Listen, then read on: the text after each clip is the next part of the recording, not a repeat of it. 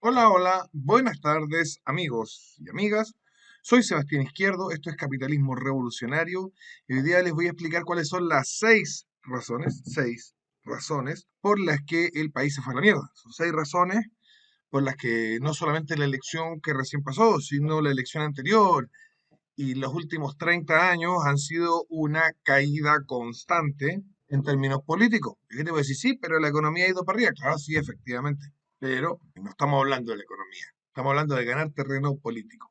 Primer motivo, el gremialismo. El gremialismo es una filosofía política creada por el señor Jaime Guzmán Errázuriz. Jaime Guzmán originalmente estaba decantado por lo que podríamos llamar que es el nacionalcatolicismo, el falangismo, ese nacional corporativismo católico de principios del siglo XX, de José Antonio Primo de Rivera, de Ramiro Ledesma Ramos, ¿no es cierto?, que hace el primer inicio, da la fuente ideológica de los primeros años del gobierno de Franco, de Francisco Franco. Pero pasando los años 70, este señor Jaime Guzmán comienza a estudiar a los economistas liberales y se separa de su corriente ideológica original, de hecho se separa también de su maestro, ¿no es cierto?, que era Osvaldo Lira, el sacerdote, y comienza a desarrollar una postura propia, algo que muchos hemos hecho, yo también, y su postura propia se llama el gremialismo. ¿Y cómo se define fundamentalmente el gremialismo? El gremialismo se define como la despolitización de los cuerpos intermedios.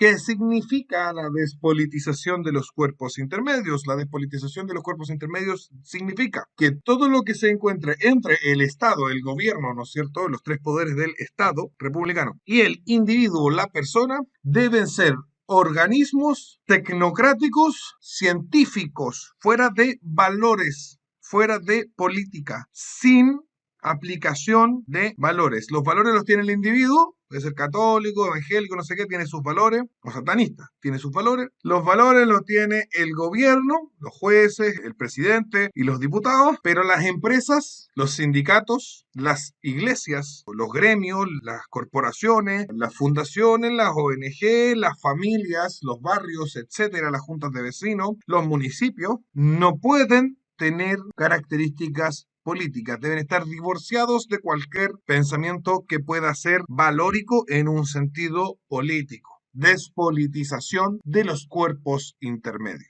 El intento del señor Jaime Guzmán y de sus seguidores, esa ideología fue muy exitosa en lo que es la derecha chilena. El 50% del país, que históricamente ha tenido ideas más o menos centradas hacia la derecha, se empapó de la ideología gremialista y cuando ponían un negocio, una empresa, no había política en su empresa. Su empresa no revisaba si estaba, por ejemplo, Cencosud, que pertenece a un empresario de derecha, Horst Polman, contratando modelos para su publicidad que eran militantes del Partido Comunista y que por lo tanto entregaban parte del dinero de los millonarios salarios que Horst Polman le pagaba al Partido Comunista. Horst Polman no podía mirar eso. Su esquema político estaba sesgado. Él no podía ver política en los negocios.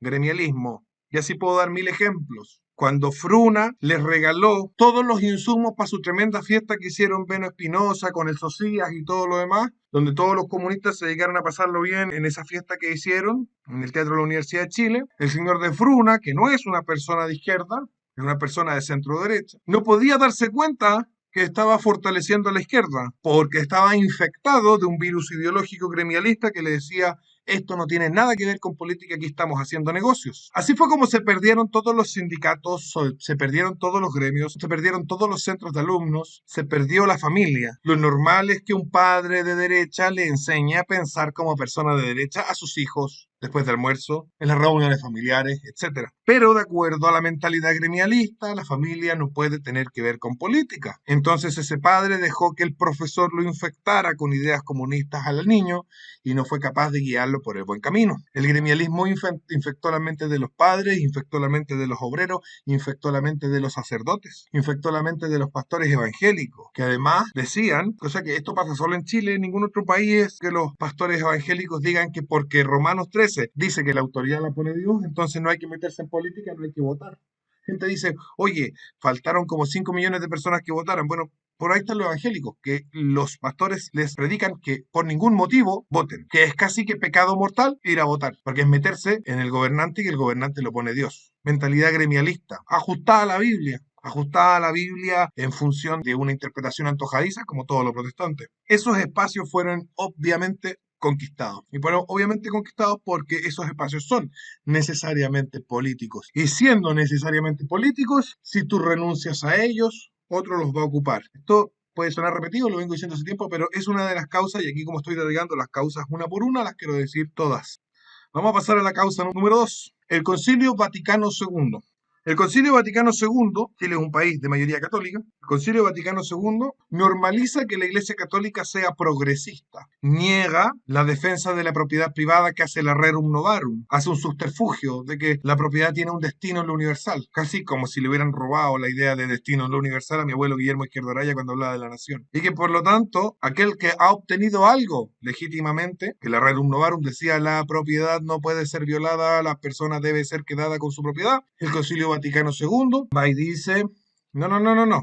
Si la persona no está usando sus cosas y hay otro que la necesita, esa persona la está robando. O sea, convierte a la iglesia en una iglesia católica comunista. Y de ahí que en las últimas marchas por la legalización del aborto en Chile hayamos visto a ese grupo de 10 o 15 monjitas que son las católicas por el aborto, que baje Dios y lo vea. Pero hay un punto mucho más importante. La Iglesia Católica, que es la razón de la existencia de las naciones hispanas, los países del mundo hispano no existen porque sí, existen porque son católicos. Si no, no tendrían sentido en términos de su identidad. La Iglesia Católica, que por lo tanto siendo la fuente de la identidad cultural y de la identidad política de los países hispanoparlantes, determinó en el Concilio Vaticano II que en realidad para irse al cielo no había que ser católico, sino que bastaba con ser buena persona, contradiciendo al mismo Jesucristo que dice: si no comen de mi carne y no beben de mi sangre, no tenéis vida en vosotros. Jesús lo está diciendo. Hay que comer su carne y beber su sangre, y eso es la transustanciación que ocurre durante la misa. Y para que ocurra la transustanciación, el sacerdote debe tener su sesión apostólica, debe venir de los apóstoles de Jesús, porque fue sobre ellos que Jesucristo sopló directamente el Espíritu Santo, etcétera. Bueno, eso es una explicación más larga. Entonces, lo que hace la Iglesia Católica al decir, para salvarse basta con ser buena persona. No hay que confesarse, no hay que confesar los pecados, comer la carne, beber la sangre y bautizarse. No, basta con ser buena persona. Así la Iglesia dejó de predicar, dejó de defender la fe, dejó de expandir el mensaje que Cristo lo mandó a expandir, lo mandó a enseñar, a catequizar, a expandir su mensaje, su noticia, a evangelizar a las personas. ¿Y qué hizo la Iglesia Católica? Dijo, pero si se van al cielo los buenos y se van al infierno los malos, así que ¿para qué les vamos a ir a enseñar lo que dijo Jesús? Se detuvo con el Concilio Vaticano II, se detuvo la defensa de la fe, se detuvo la confesión de fe. La gente dejó de decir yo soy católico y ser católico es importante. Y la gente dejó de proclamar y enseñar el catolicismo. Y por lo tanto, claro, frente al vacío de prédica, frente a la inacción de los sacerdotes, frente a la inacción de la iglesia, vencieron no solo el protestantismo, por ahí los protestantes van a decir, ay, nosotros agarramos una parte, sí, y Satanás también, y el nihilismo también, el vacío también, el homosexualismo, el lesbianismo también ganaron su terreno. Las drogas ganaron también su terreno. El divorcio, la bestialidad ganaron su terreno. No solamente ustedes aprovecharon esa pasividad de la Iglesia Católica, también el demonio metió su cola en esa gente que ya no tenía nadie que lo guiara por el buen camino. Pasamos al tercer punto, el liberalismo. El principal y tal vez el único error del liberalismo, el problema es que ese error está en toda su doctrina, o sea, es un error que atraviesa toda su doctrina política, es su función desintegradora, que destruye el tejido social, trata al ser humano como individuo, no le reconoce su identidad y no le reconoce su mérito. No le reconoce ninguna moralidad. Se plantea desde la neutralidad. Quede una neutralidad, un vacío, una indeterminación. Si usted, señor, de pronto es algo, entonces usted ya no es libre. porque siendo algo está obligado a hacer algo y no cualquier cosa. Si usted es señor, es hijo de, primo de, tío de, sobrino de, nieto de, y tiene usted una genética determinada, que además, ¿no es cierto?, contiene unos cromosomas que son X, Y, entonces usted, señor, no puede ser mujer, y usted, señor, no puede ser japonés, como le dio mucho hace tiempo y ahora se creen coreanos. Usted no es coreano, señor. Usted no es japonés, señor. Usted tiene una identidad.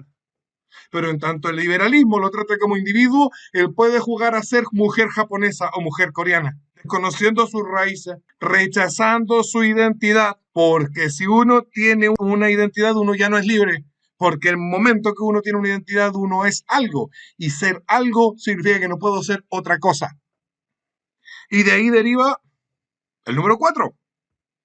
Las drogas, el estilo de vida del carpe diem, vivamos el aquí y el ahora, el consumo. Ningún sistema económico se sostiene cuando la gente se dedica a gastar más de lo que tiene. El sistema fue incapaz de decirle a las personas, porque el sistema consumista liberal no puede decirle a las personas, no puede, aunque algunos lo intentaron y le fue bien mal, que tienen que consumir menos, porque el sistema se basa en el consumo y si las personas consumen menos, el sistema se les cae a pedazos. La verdad es que hay que consumir menos de lo que ingresa. Siempre hay que consumir menos de lo que ingresa.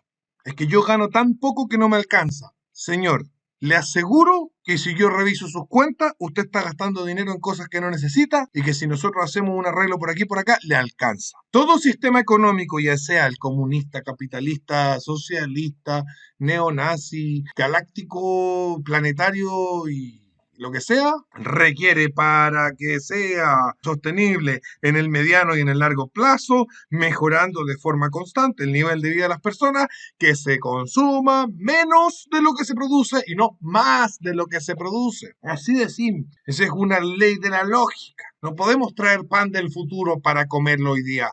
En algún momento nos quedamos sin pan del futuro. El carpe diem. Vamos a vivir el hoy. Vamos a bailar a la discoteca. Vamos a pasarlo bien. Sexo libre. Viene, ¿no es cierto?, de la 2, ¿eh? La 2 ahí está importante. La principal religión del país dejó de predicar. La principal religión del país dejó de predicar. ¿Y qué hicieron los fieles? Algunos se fueron evangélicos, que es mejor que otra cosa. No es mejor que católico, pero es mejor que otra cosa. Pero la mayoría que hizo se fue a la discoteca a consumir cocaína y pasta base. ¿Qué hizo? Se fue a la discoteca a bailar y a tener sexo libre y desalocado. Se fueron a el mall y se endeudaron con la tarjeta de crédito para comprar unas zapatillas que no necesitaban a 28.000 cuotas con un interés estratosférico. Porque cuando te falta Dios, te falta todo. El carpe diem, irresponsabilidad económica, gente gastando plata que no tiene en cosas que no necesita. Parece un meme, pero es verdad. Lo que nos lleva a la causa número 5. Expectativas falsas e incumplibles de un nivel de vida y de consumo. El sistema nos mostró incansablemente, nos mostró y no se cansó de mostrarnos y de enrostrarnos unos lujos y unos estilos de vida que las personas no pueden alcanzar. Frustración generada en las personas y también un impulso de consumo para autovalidarse, el hecho de que los medios de comunicación se dedicaran a mostrarle cómo vivían los raperos de Estados Unidos, ¿no es cierto? Cómo vivían las Kardashian, ¿ah? Estilos de vida inalcanzables para tener a la gente consumiendo, tomando malas decisiones económicas y alejados de Dios.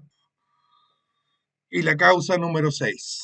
Las mentiras históricas, el indigenismo, el antihispanismo, la no defensa del legado, el desarraigo popular y el silencio de la verdad. Y lo explico. Cuando se permite que Jorge Baradit diga las mentiras que dice en la televisión y en sus libros, y no salió nadie, ni una sola persona, a decir estas cosas son mentiras, y a escribir un libro y documentar que estas cosas son mentiras. Cuando humoristas como el señor Benito Espinosa dicen que los españoles cuando llegaron a América eran tierraplanistas todavía. Bueno, todos sabemos que el tierraplanismo se acabó en el periodo helenístico y un poco antes, en el periodo clásico de Grecia. Ya no había terraplanismo. El terraplanismo es algo de ahora. Pero esa mentira que inventaron los holandeses sobre los españoles, en parte de la leyenda negra y todo lo demás, se ha permitido que se repita sistemáticamente, una de las tantas. El indigenismo nos dice que los indígenas son mejor personas que los conquistadores españoles. a pesar de que ellos maltrataban sistemáticamente a sus mujeres, a pesar de que vivían en sociedades totalmente atrasadas donde la violación era algo normal, a pesar de que vivían en sociedades constantemente en conflicto entre ellas y a pesar de que la enorme mayoría de los pueblos indígenas del continente se convirtieron voluntariamente al catolicismo y abrazaron voluntariamente la civilización occidental. De ahí viene el mito de las indias violadas, el mito de que en Chile los mestizos son hijos de indias que fueron violadas por españoles, y es mentira, porque las mujeres indígenas se casaban con los españoles. Violación habrá habido, como sigue habiendo, y como ha habido siempre. Sobre todo violación por parte de los indígenas a las mujeres criollas y mestizas que vivían en la ciudad de Concepción, que cada 20 o 30 años tenían que aguantar que llegaran las hordas de araucanos y de reches a quemar sus viviendas y violar sus mujeres. De ahí se deriva un antihispanismo, un asco con todo lo europeo, con lo que nos ha hecho ser quienes somos. Hay un desarraigo popular. Nadie defiende el legado. No somos hispanos, nos desarraigamos de nuestra identidad. Coincide con los puntos anteriores, no hay identidad. Nosotros no somos nosotros somos cualquier cosa. Y vemos gente de ojos claros y de pelo rubio diciendo que son indígenas. El hijo de la Pamela Giles inventando que en el mundo araucano reche antiguo se aceptaba a los transexuales, lo cual es históricamente equivocado, los mataban de inmediato y hasta el día de hoy en las comunidades indígenas cuando alguien es maricón, lo mata de inmediato. No hay defensa del legado, no hay defensa de la historia. Y nos volvemos contra nuestras propias raíces. Entonces, el pueblo se desarraiga porque se le ha mentido, se vuelve contra sí mismo, contra su propia identidad, porque la verdad está en silencio. Tuvimos 30 años en que la verdad estuvo en silencio. Esas son las tres causas que dan lugar al declive y la caída de nuestro país. Hay otras causas que son más inmediatas y que podré tratar en otro video, pero estas son las causas profundas y originales de la destrucción de Chile. Esto ha sido Capitalismo Revolucionario, no se olviden de compartir, suscribirse, yo los dejo hasta acá, nos vemos, un abrazo.